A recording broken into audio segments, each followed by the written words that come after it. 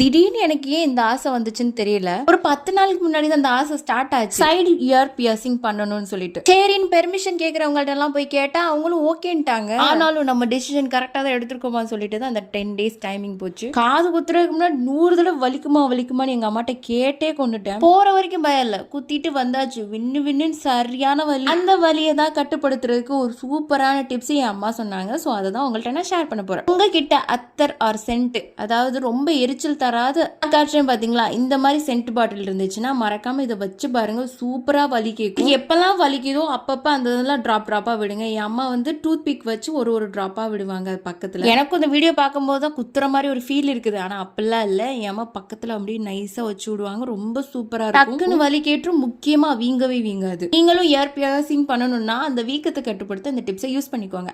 பிடிச்சிருந்தா like, share, video பார்த்தமைக்கு நன்றி. And follow for more videos. யூடியூப்லயும் ஃபாலோ பண்ணிக்கோங்க.